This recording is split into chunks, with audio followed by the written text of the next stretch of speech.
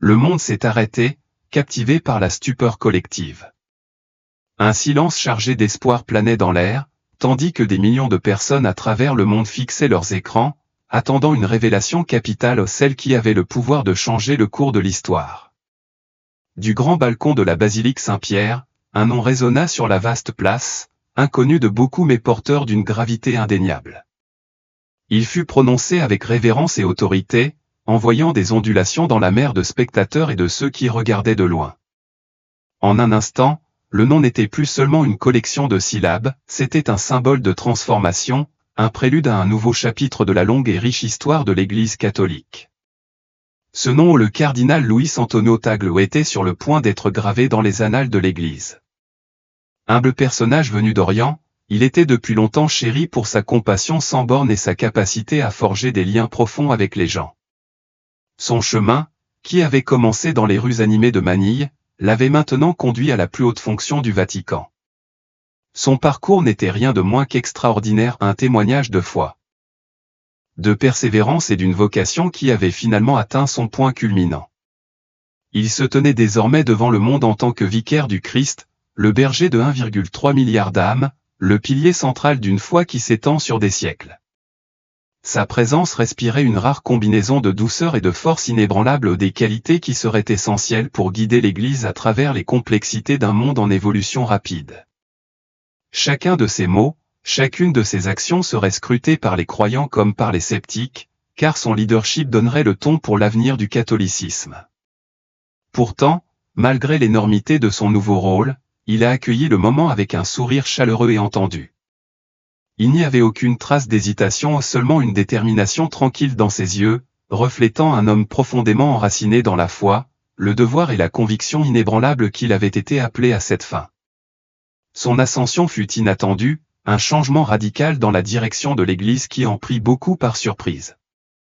C'était une rupture avec la tradition, un signal de changement et un pas audacieux vers un territoire inconnu. Les réactions furent immédiates et variées, témoignant du vaste spectre de perspectives au sein de l'Église. Pour certains, sa nomination fut un phare d'espoir, une occasion de renouveau et de progrès. Pour d'autres, en particulier les traditionalistes convaincus qui avaient passé leur vie à sauvegarder des doctrines vieilles de plusieurs siècles, ce fut un changement troublant, une déviation du chemin familier. Ils observaient avec un mélange d'appréhension et de curiosité, incertains de ce que son leadership apporterait, mais incapables d'ignorer les vents de changement qui soufflaient autour d'eux. Équilibrer le poids de la tradition avec l'urgence de la réforme ne serait pas une mince affaire. Le chemin à parcourir était incertain, rempli à la fois de promesses et de défis. Une nouvelle aube était arrivée, et avec elle, un courant sous-jacent d'anticipation. Cette nouvelle ère apporterait-elle des changements radicaux à l'Église catholique? L'Église allait-elle inaugurer les réformes tant attendues, rompant avec les structures rigides du passé? Ou bien les traditions séculaires allaient-elles s'avérer trop enracinées, résistant à la vague de modernisation?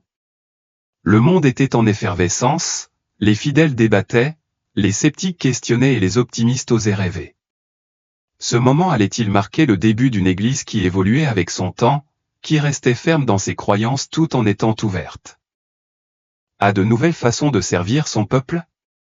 Ou bien allait-elle lutter sous le poids de sa propre histoire, coincée entre le sacré et les réalités changeantes du monde moderne? Et puis, il y avait le cardinal Tagle, connu simplement sous le nom de Quito par ceux qui chérissaient depuis longtemps sa présence aux Philippines. Il n'était pas seulement un ecclésiastique, c'était un homme du peuple, un berger qui marchait parmi son troupeau, pas au-dessus d'eux.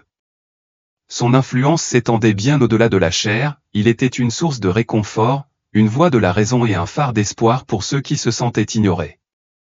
Son humilité n'était pas une performance, elle était profondément ancrée dans sa façon de vivre et de diriger.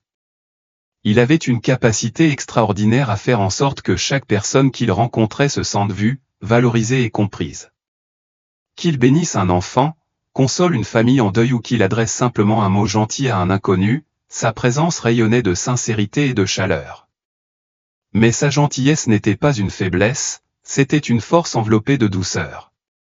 Lorsqu'il s'exprimait devant les dirigeants mondiaux ou abordait des questions d'injustice, il le faisait avec un rare mélange de courage et de grâce.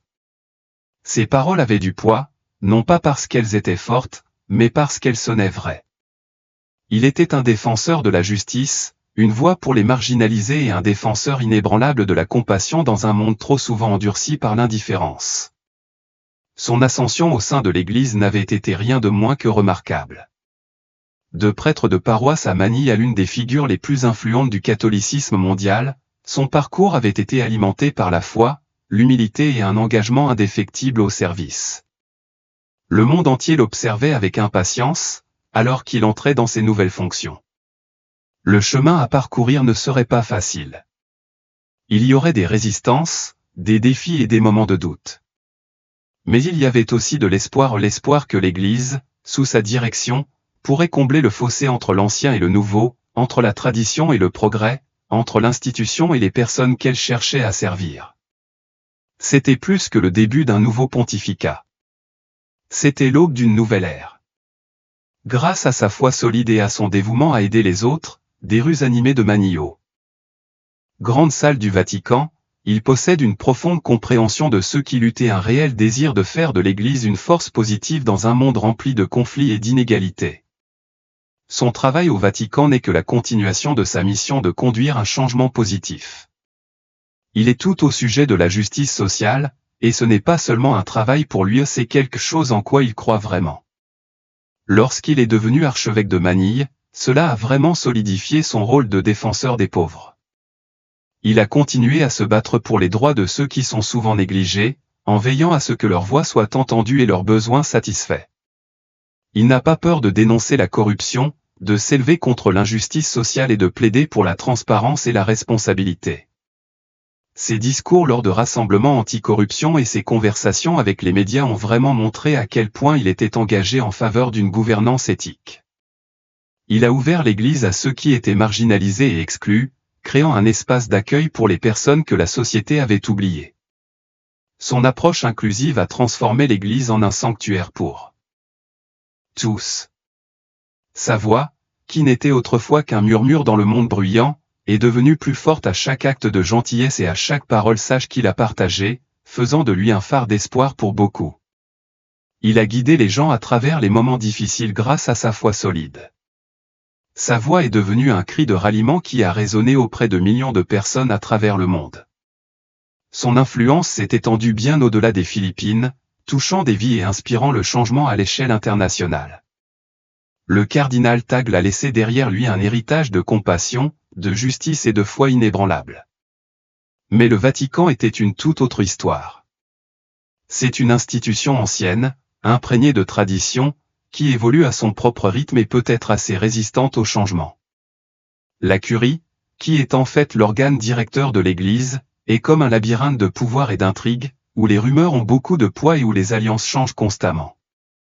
Certains membres du Vatican n'appréciaient pas vraiment les vues progressistes de Tagle et son intérêt pour la justice sociale et le dialogue interreligieux. Ils y voyaient une menace. La vieille garde, ceux qui protègent les traditions, considéraient sa nomination avec suspicion. On pouvait lire l'inquiétude sur leur visage alors qu'ils le regardaient essayer de naviguer dans les eaux troubles de la politique du Vatican. La tension était forte. Serait-il capable d'équilibrer sa vision progressiste avec le poids lourd de la tradition?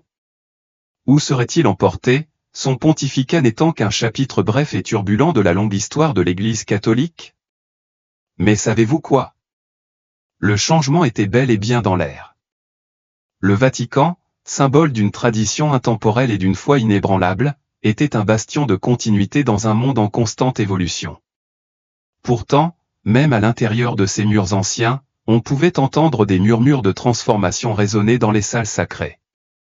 Le monde extérieur au Vatican était bien différent de ce qu'il était il y a seulement 10 ans. Avec les progrès rapides de la technologie, les changements des normes sociales et la prise de conscience croissante des problèmes mondiaux, le paysage était à la fois passionnant et un peu effrayant.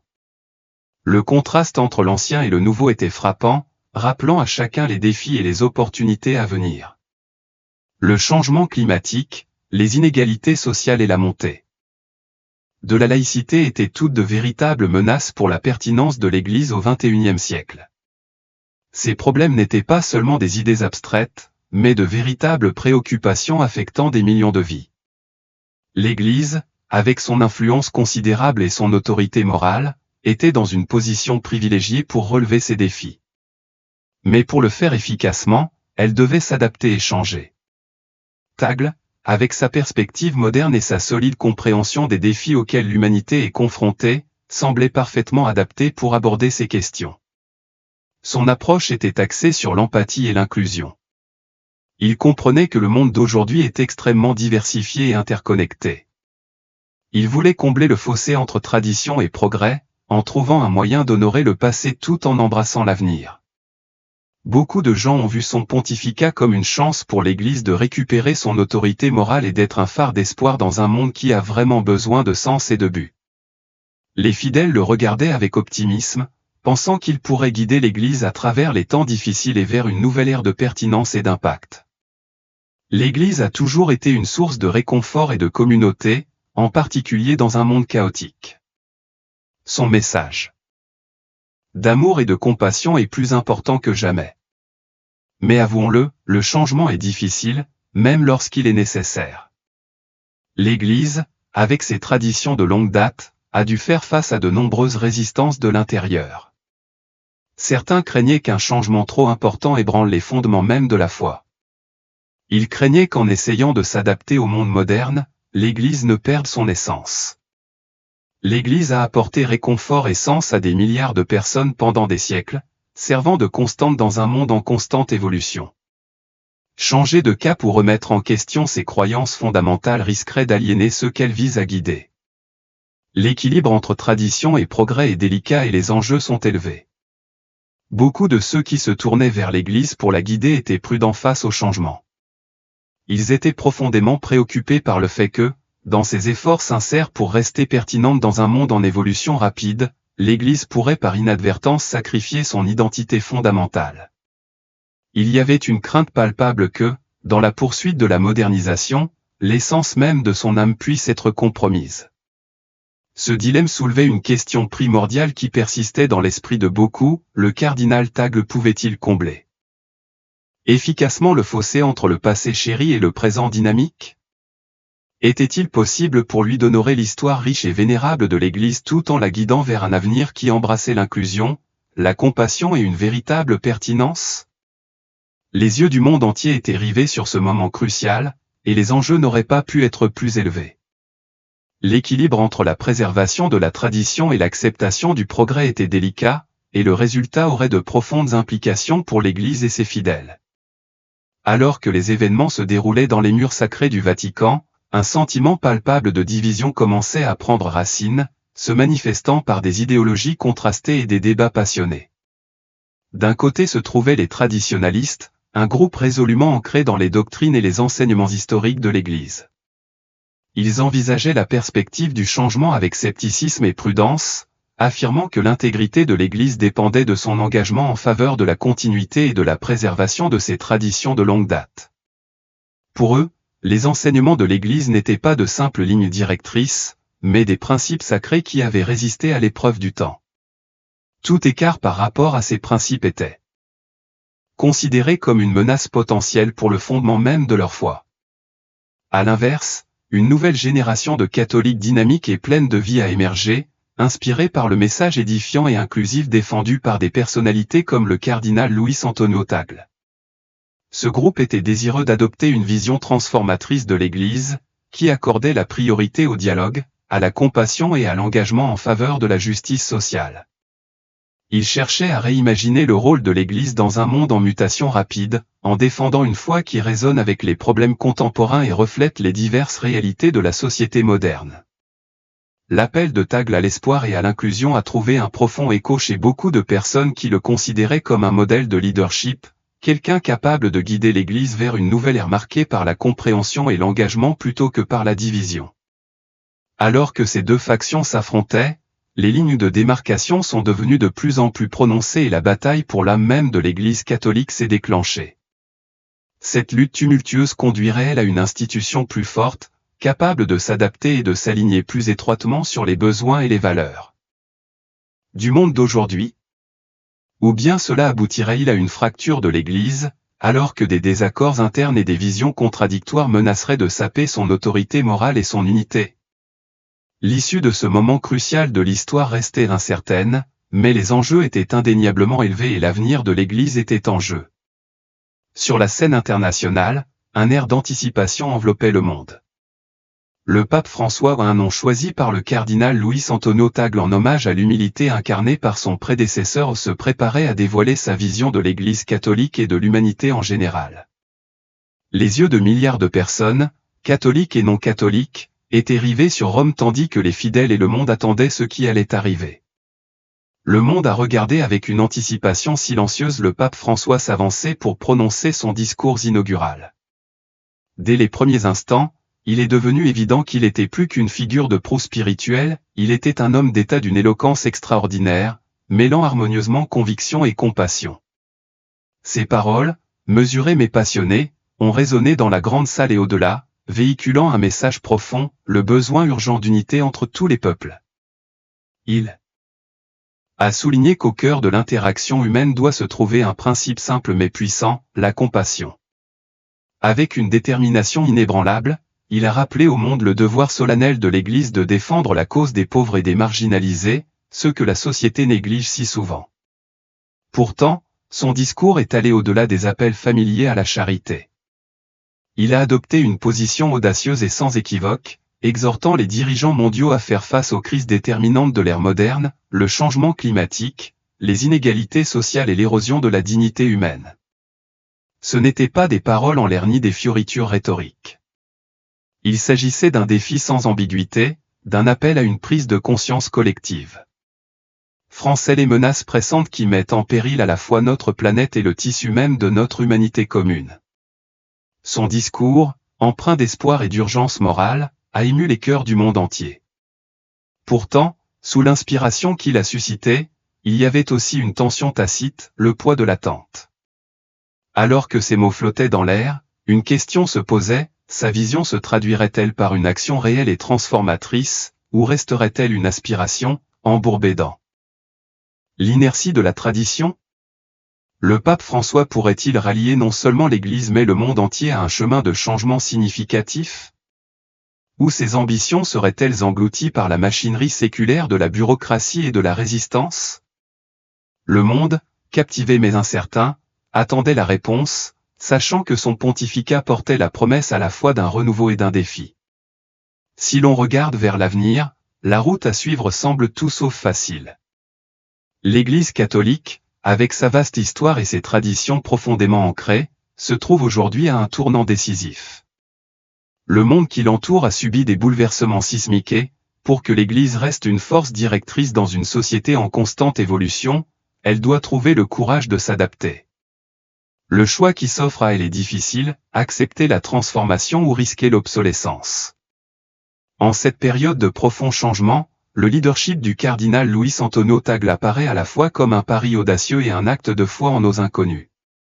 Son mandat offre une rare occasion de réconcilier les tensions qui ont longtemps défini l'Église entre le passé et le présent, la tradition et le progrès, la doctrine et les réalités modernes. Mais parviendra-t-il à combler le vaste fossé entre des enseignements séculaires et les exigences d'une époque marquée par une évolution sociale et culturelle rapide?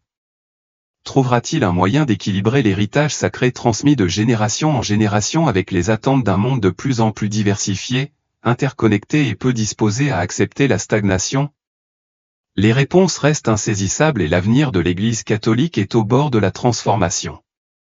Partout dans le monde, les observateurs croyants comme sceptiques observent attentivement, attendant de voir dans quelle direction le pontificat de Tagle orientera cette institution antique. L'espoir flotte dans l'air, mêlé d'incertitude. Le monde retient son souffle, aspirant à un avenir où l'Église non seulement préservera son héritage historique, mais embrassera également le dynamisme de la société moderne. Les enjeux ne pourraient pas être plus élevés, et l'anticipation n'a jamais été aussi grande.